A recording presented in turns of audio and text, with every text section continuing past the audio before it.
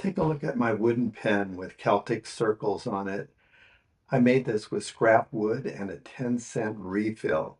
If you want to find out how to make one of these, stay tuned. In order to do this, you need two contrasting pieces of wood. And these, you can see I've cut out some stuff, but I'm just going to use this edge. So I'm going to take this piece of wood and I want to find the center of this because I'm going to put a slit there, and I'm going to use this little doohickey that I made. And I'll take a pencil, put these on each side, and I'll slide this down the center like that, wrap it around.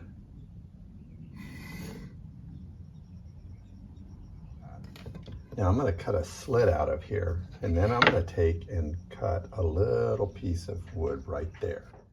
You can see I have my table saw set up with the fence so that center mark will hit right in the center. And how deep is it? It's about as deep as the thickness of a blade. Very small divot I put down the center there. Now I'm going to take and leave the fence where it is and cut that section off. Then I'm going to take and run the black walnut through the blade and cut a piece about the thickness of the blade itself. That's really important. Now I have, you can see the thickness of the wood sitting in the groove. These two pieces are exactly 13 inches long, so I'm finding the center here at 6.5. And after I've found the center, I'm taking them over to my bandsaw, and I'm going to take those pieces and cut them right in the middle. Luckily, I had this horrible burn, and I can tell one from the other. So I'm going to come through right at 6.5 inches, and that will give me two duplicate sets. I'm making two pens out of this. Now I'm going to take these halves that I've split, and I'm going to put this Titebond glue, trying not to put it in the grooves that I cut in the center.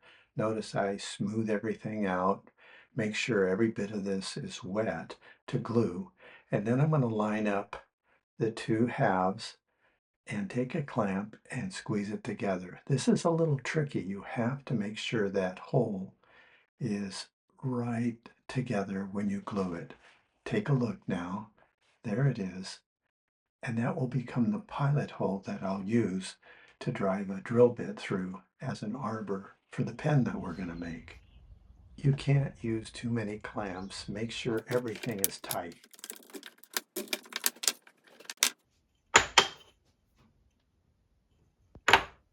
I'm going to use my miter saw to square off the end. That's real important, but you can use sandpaper or a handsaw to do this just as easily.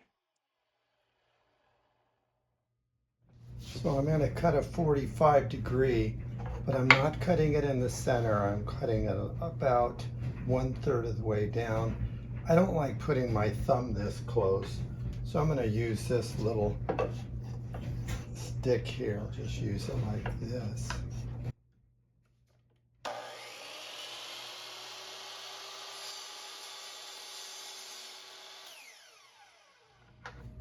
So you can see I have a 45 cut right through there. I'm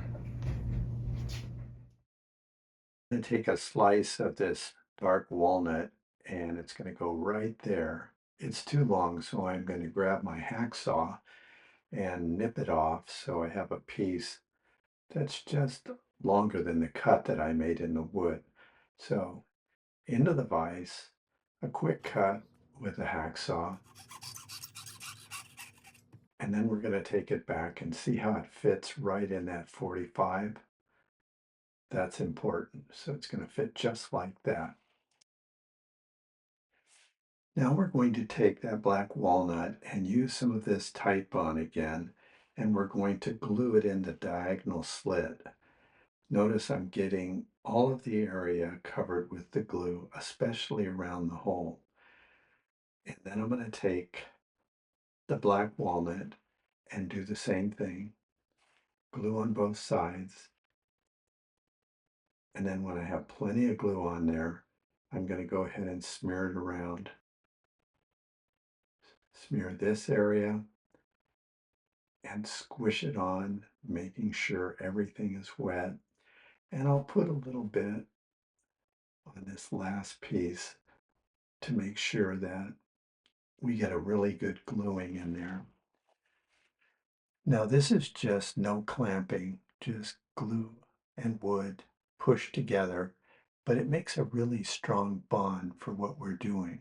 So I'll go ahead and force this together, and when it's forced together, I'll push down on the walnut so everything is flushed up, and we'll go ahead and see how that works.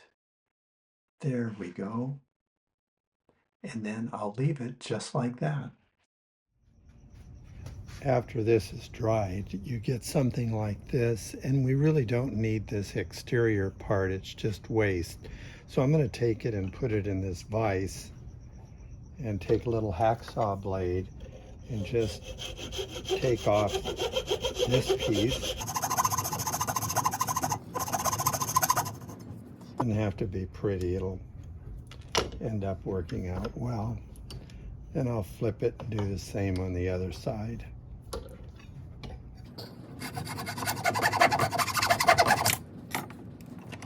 So we have something that looks like that. After leaving this dry overnight, you can see these are dry. I sanded off with my belt sander both of the extending pieces. And now I'm going to take my miter saw and cut another 45, crisscrossing this one, because I'm planning to put and glue, using the same procedure, a piece in each of these. So what we'll end up with is an X in darker contrasting wood. Now that I've made my second 45-degree cut, you can see how I can put this walnut in there, and I'll be gluing it so I get these looking like X's. You might be wondering, what is this going to do? You won't believe what'll happen when I turn this on the lathe. I ordered here 6-inch long by 5/32 of an inch drill bits. They're called aircraft extension drills. And what I do with them is I put the drill into my DeWalt drill. We're going to go like this.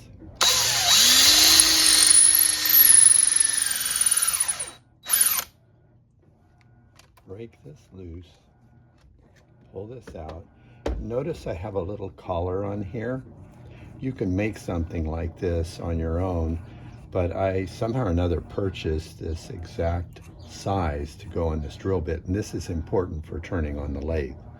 I leave that there. Now let's go over to the lathe. So remember, I left that little collar on there, and we're going to see right now what that collar is used for. This is just a drill press chuck, and I'm going to chuck it up right against that collar, get it nice and tight, and then my tailstock here, I'm going to use this, and I'm going to come into that area that is the little bit of a groove that we cut. I'm going to tighten this up really tight, lock it in, and you will not believe what's going to happen when I get down to grooving on this X. Remember this X that we put in here? Watch what happens. This almost seems like magic.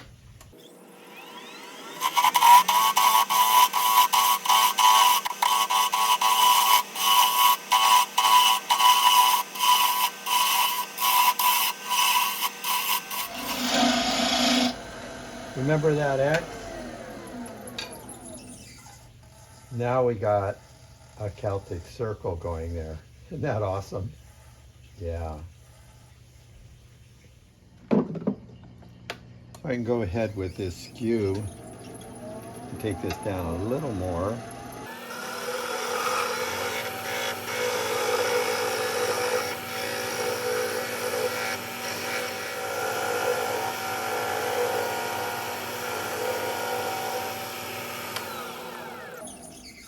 And you can see there's my Celtic circle.